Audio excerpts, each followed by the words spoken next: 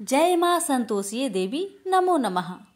शुक्रवार को संतोषी माता के व्रत करके संतोषी माता की व्रत कथा का श्रवण करना चाहिए।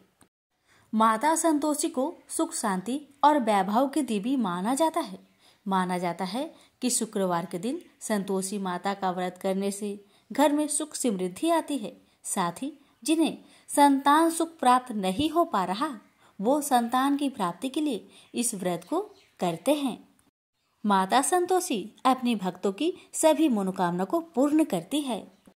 हालांकि संतोषी माता के व्रत के नियम बाकी व्रतों से अधिक कठिन है। इनका पालन करना बेहद अहम होता है। तो आइए प्यारे भक्तगणों, हम जानते हैं संतोषी माता के व्रत के नियम और इस दिन बनाए जाने वाले भोग के बारे में। साथ में जानेंगे उद्यापन विधि और श्रवण करेंगे कथा। संतोषी माता व्रत की पूजन विधि। शुक्रवार को व्रत का संकल्प कर नहा धोकर लाल रंग के वस्त्र पहने। अब पूजा के स्थान पर माता की पूजा के लिए एक चौकी के ऊपर लाल रंग का कपड़ा बिछा ले और उस पर माँ संतोषी की प्रतिमा या तस्वीर स्थापित करे और इसके साथ ही कलश की भी स्थापना करनी चाहिए। अब माँ संतोषी को सिंदूर, अक्षत, फूल और माला चढ़ाए। ध्यान रखे कि अक्षत यानी चावल के दाने टूटे ना हो। संतोषी माता को भोग में चना और गुड़ चढ़ाना शुभ माना जाता है। साथ ही केला को भी उन्हें चढ़ाना चाहिए। अब घी का दीपक जलाए, धूप दिखाए और व्रत कथा चालीसा मंत्र पढ़कर आरती करे। संतोषी माता की व्रत की उद्यापन विधि विस्तार से जानिए। इस विधि से तब तक व्रत करते रहे जब तक कि आपकी मनोकामना पूरी ना हो जाए। मनोकामना पूरी होने पर उद्यापन अवश्य करें। उद्यापन के लिए 2.5 सेर खाजा, मोयनदार पूरी, खीर, चने की सब्जी और नैवेद्य रखे। घी का दीपक जलाकर संतोषी माता की कथा कहे, जयकारा लगाकर नारियल फोड़े। इस दिन घर में कोई खट्टाई न खाए, ना ही किसी को कुछ भी खट्टा खाने को दे। इस दिन 8 लड़कों को भोजन कराए। लड़के अपने कुटुंब के हो तो अच्छा, अगर ना हो तो ब्राह्मण बालकों को, रिश्तेदारों, पड़ोसियों के लड़कों को बुलाए, भोजन कराके यथाशक्ति दक्षिणा दे, जिसमें पैसे के स्थान पर कोई फल देना अधिक अच्छा होता है। इस तरह विधि पूर्वक पूजा उद्यापन से घर में संतोषी माता की कृपा सदैव बनी रहती है। अब आइए श्रवण करते हैं माँ संतोषी की व्रत कथा। कथा को अधूरा ना छोड़े। माँ की कृपा पाने के लिए कथा को पूरा अवश्य सुनिए और दूसरों के पास भी शेयर कीजिए। प्रेम से बोलिए संतोषी माता की जय। एक बुढ़िया माई थी। उसके 7 लड़के थे। 6 कमाने वाले थे और एक निकम्मा था, कमाता कुछ नहीं था। बुढ़िया माई अपनी 6 बेटों के लिए भोजन बनाती थी और उनको भोजन कराती और उनसे जो कुछ जूठन बचती वह 7वें बेटे को देती थी। एक दिन 7वां बेटा अपनी पत्नी से बोला, देखो मेरी माँ को मुझ पर कितना प्रेम है। वह बोली, क्यों नहीं, सबका जो जूठा तुमको खिलाती है। वह बोला, ऐसा नहीं हो सकता। मैं जब तक अपनी आंखों से ना देख लूं, मैं मान नहीं सकता कि मेरी माँ मेरे साथ ऐसा कर सकती है। कुछ दिन बाद त्योहार आया। घर में 7 प्रकार के भोजन और चूरमे के लड्डू बने। अब सबसे छोटे लड़के ने यानी कि 7वें लड़के ने अपना सिर दुखने का बहाना बनाया और पतला चादर ओढ़कर रसोई घर में सो गया, ये देखने के लिए कि मेरी माँ मुझे जूठे भोजन देती है या फिर बनाई हुई ताजी भोजन देती है।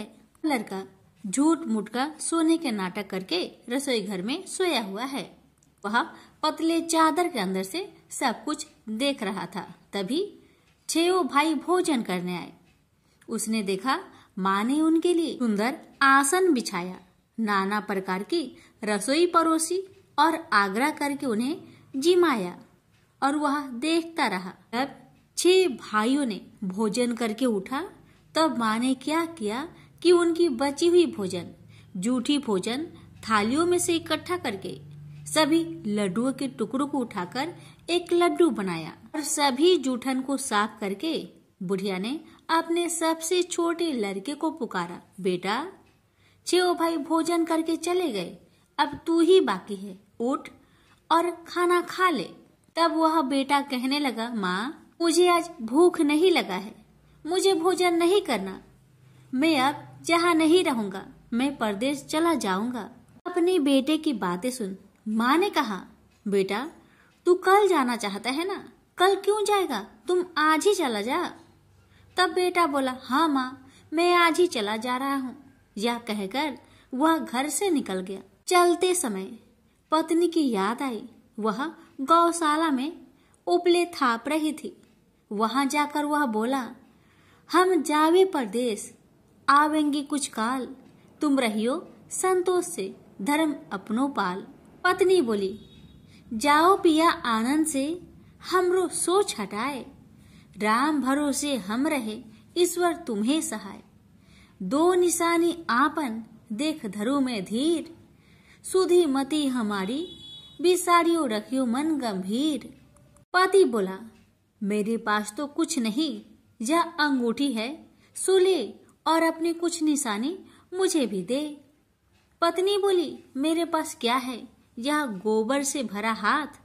यह कहकर पति की पीठ पर गोबर के हाथ की थाप मार दी। अब पति चल दिया। चलते चलते दूर देश पहुंचा। वहां एक साहूकार की दुकान थी। वहां जाकर कहने लगा, भाई मुझे नौकरी पर रख लो। साहूकार को जरूरत थी तो वह बोला, रह जाओ। लड़के ने पूछा, तनख्वाह क्या दोगे? तो साहूकार ने कहा, तुम्हारा काम देखकर तब हम दाम देंगे। साहूकार की नौकरी मिली। वह सुबह 7 बजे से 10 बजे तक नौकरी करने लगा। कुछ दिनों में दुकान का सारा लेन देन, हिसाब किताब, ग्राहकों को माल बेचना, सारा काम करने लगा।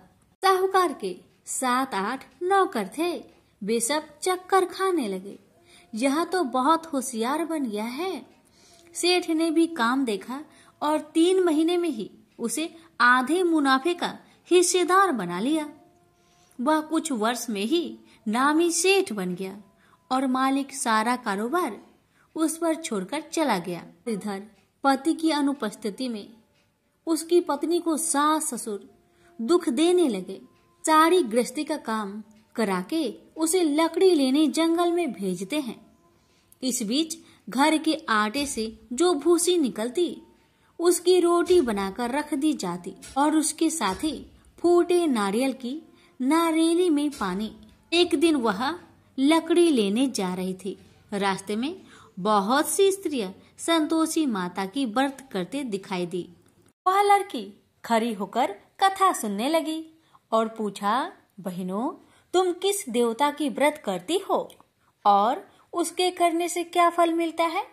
यदि तुम इस व्रत का विधान मुझे समझाकर कहोगी तो मैं तुम्हारा बड़ा एहसान मानूंगी।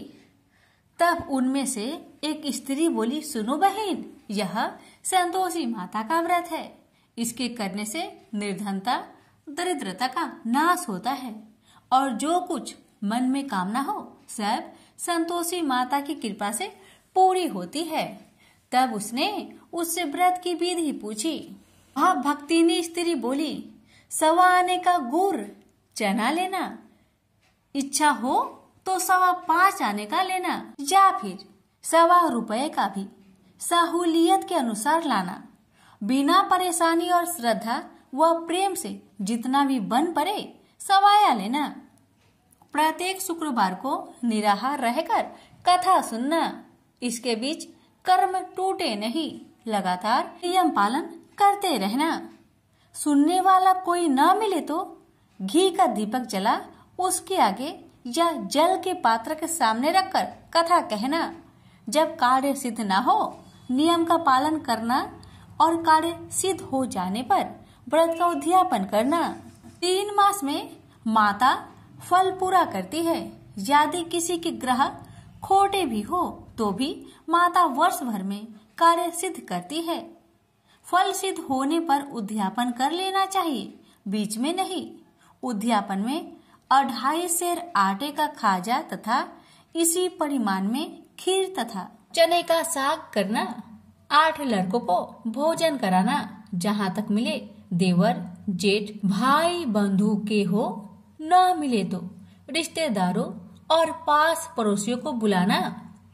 उन्हें भोजन करा, यथाशक्ति दक्षिणा दे। माता का नियम पूरा करना। उस दिन घर में खटाई न खाना।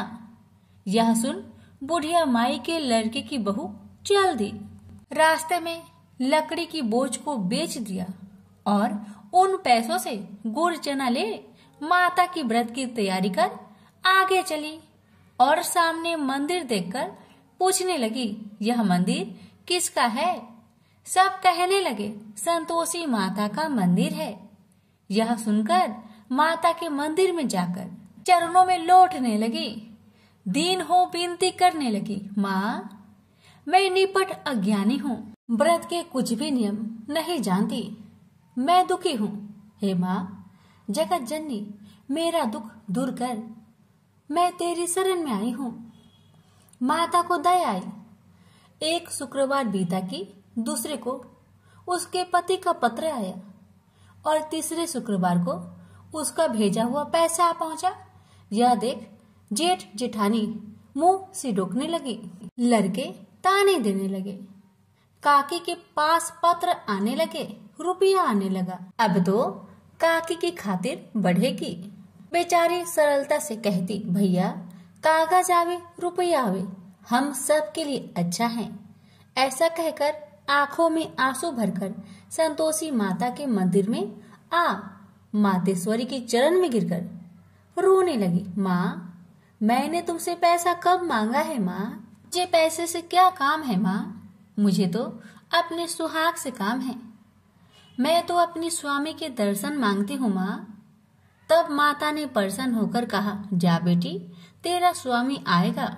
यह सुनकर खुशी से बावली होकर घर जा पहुंची, अपना काम काज करने लगी।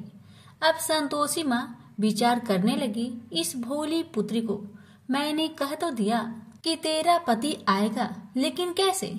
वह तो इसे सपने में भी याद नहीं करता। उसे याद दिलाने को मुझे ही जाना पड़ेगा। इस तरह माता जी उस बुढ़िया के बेटे के पास जा सपना में प्रकट हो कहने लगी, साहूकार के बेटे तुम सो रहा है या जागता है? वह कहने लगा, माता मैं सोता भी नहीं जागता भी नहीं, कहो क्या आज्ञा है? माता कहने लगी, तेरे घर बार कुछ है कि नहीं? वह बोला, मेरे पास सब कुछ है माँ। माँ बाप है, पत्नी है, क्या कमी है माँ? माँ बोली, भोले पुत्र तेरी पत्नी घोर कष्ट उठा रही है, तेरे माँ बाप उसे परेशान कर रहे हैं, वह तेरे लिए तरस रही है, तू उसकी सुधि ले। वह बोला, हाँ माता जी यह तो मालूम है, परंतु जाऊं तो कैसे? परदेश की बात है, लेन देन का कोई हिसाब नहीं है, कोई जाने का रास्ता भी नहीं आता, कैसे चला जाऊं? माँ कहने लगी, मेरी बात मान, सवेरे नहा धोकर संतोषी माता का नाम ले, घी का दीपक जला, दंडवत कर दुकान पर बैठ। देखते देखते तेरा सारा लेन देन चुक जाएगा, जमा का माल बिक जाएगा, साज होते होते धन का भारी ढेर लग जाएगा। माता की बात मानकर वह नहा धोकर संतोषी माता को दंडवत घी का दीपक जला। थोड़ी देर में देने वाले रुपए लाने लगे, लेने वाले हिसाब लेने लगे। कोठे में भरे सामान की खरीदारी नगद दाम में दे सौदा करने लगे। शाम तक धन का भारी ढेर लग गया। मन में माता का नाम ले चमत्कार देख प्रसन्न होकर घर ले जाने के वास्ते गहना कपड़ा सामान खरीदने लगा। यह काम से निपट तुरंत घर को रवाना हुआ। उधर उसकी पत्नी जंगल में लकड़ी लेने जाती है। लौटते वक्त माता जी के मंदिर में विश्राम करती है। वह तो उसके प्रतिदिन रुकने का जो स्थान ठहरा। धूल उड़ती देख वह माता से पूछती है, हे माता यह धूल कैसे उड़ रही है? माता कहती है, हे पुत्री तेरा पति आ रहा है, अब तू ऐसा कर लकड़ियों के 3 बोझ बना ले, एक नदी के किनारे रख और दूसरा मेरे मंदिर पर, वह तीसरा अपने सिर पर। तेरे पति को लकड़ियों का गट्टर देख मोह पैदा होगा, वह यहाँ रुकेगा, नाश्ता पानी खाकर माँ से मिलने जाएगा। तब तू लकड़ियों का बोझ उठाकर जाना और चौक में गट्टर डालकर जोर से आवाज देकर कहना, लो सासू जी, लकड़ियों का गट्टर लो, भूसी की रोटी दो, नारियल की खोपरे में पानी दो, आज मेहमान कौन आया है। माताजी बहुत अच्छा कहकर वह प्रसन्न मन से लकड़ियों के 3 गट्टर बनाई, एक नदी के किनारे पर और एक माताजी के मंदिर पर रखा। इतने में मुसाफिर आ पहुंचा। सूखी लकड़ी देख उसकी इच्छा उत्पन्न हुई कि हम यहीं पर विश्राम करें और भोजन बनाकर खा पीकर गांव जाए। इसी तरह रुककर भोजन बना, विश्राम करके गांव को गया, सबसे प्रेम से मिला। उसी समय सिर पर लकड़ी का गट्टर लिए वह उतावली सी आती है, लकड़ियों का भारी बोझ आंगन में डालकर जोर से 3 आवाज देती है, लो सासू जी, लकड़ियों का गट्टर लो, भूसी की रोटी दो, आज मेहमान कौन आया है। यह सुनकर उसकी सास बाहर आकर अपने दिए हुए कष्टों को भुलाने हेतु कहती है, बहू ऐसा क्यों कहती है, तेरा मालिक ही तो आया है, आ बैठ, मीठा भात खा, भोजन कर, कपड़े पहन, गहने पहन। उसकी आवाज सुन उसका पति बाहर आता है, अंगूठी देख व्याकुल हो जाता है और माँ से पूछता है, माँ यह कौन है। माँ ने कहा, बेटा यह तेरी पत्नी है, जब से तू गया है तब से सारे गांव में भटकती फिरती है, घर का कामकाज कुछ नहीं करती, 4 पहर आकर खा जाती है। वह बोला, ठीक है माँ, मैंने इसे भी देखा और तुम्हें भी, अब दूसरे घर की ताली दो, मैं उसमें रहूंगा। माँ बोली, ठीक है, जैसी तेरी मर्जी। तब वह दूसरे मकान की 3री मंजिल का कमरा खोल सारा सामान जमाया। एक दिन में ही राजा के महल के जैसा ठाट बाट बन गया। अब क्या था, बहू सुख भोगने लगी। इतने में शुक्रवार आया। उसने पति से कहा, मुझे संतोषी माता का व्रत उद्यापन करना है। पति बोला, खुशी से कर लो। वह उद्यापन की तैयारी करने लगी। जेठानी के लड़कों को भोजन के लिए कहने गई। उन्होंने मंजूर किया, परंतु पीछे से जेठानी ने अपने बच्चों को सिखाया, देखो भोजन के समय खटाई मांगना, जिससे उसका उद्यापन पूरा ना हो। अब तो बच्चे जिमने आए, खीर खाना पेट भर के खाए, परंतु बाद में खाते ही कहने लगे, हमें खटाई दो, खीर खाना हमको नहीं भाता, देखकर आरुचि होती है। वह कहने लगी, भाई खटाई किसी को नहीं दी जाएगी, यह माँ संतोषी का प्रसाद है। लड़के उठ खड़े हुए, बोले, पैसे लाओ। भोली बहू कुछ जानती नहीं थी, वह उन बालकों को पैसे दे दिए। लड़के उसी समय हट करके इमली खटाई ले खाने लगे। यह देखकर बहू पर माताजी ने कोप किया। राजा के दूत उसके पति को पकड़कर ले गए। जेठ जेठानी मन माने वचन कहने लगे, लूट लूट कर धन इकट्ठा कर लाया है, अब सब मालूम पड़ जाएगा जब जेल की मार खाएगा। बहू से यह सहन नहीं हुआ। रोती हुई बहू माताजी के मंदिर गई, कहने लगी, हे माता, तुमने क्या किया, हंसाकर अब भक्तों को रुलाने लगी। माता बोली, बेटी तूने उद्यापन करके मेरा व्रत भंग किया है। वह कहने लगी, माता मैंने कुछ अपराध किया है क्या? मैंने तो भूल से लड़कों को पैसे दे दिए थे, मुझे क्षमा करो, मैं फिर तुम्हारा उद्यापन करूंगी। माँ बोली, अब भूल मत करना। माँ कहती है, अब भूल नहीं होगी, अब बतलाओ वो कैसे आएंगे। माँ बोली, जा पुत्री, तेरा पति तुझे रास्ते में आता मिलेगा। वह निकली, राह में पति आता मिला। वही पूछी, कहाँ गए थे? वह कहने लगा, इतना धन जो जमाया है उसका टैक्स राजा ने मांगा था, वह भरने गया था। वह परेशान हो बोली, भला हुआ, अब घर को चलो। कुछ दिन बाद फिर शुक्रवार आया। फिर वह बोली, मुझे माता का उद्यापन करना है।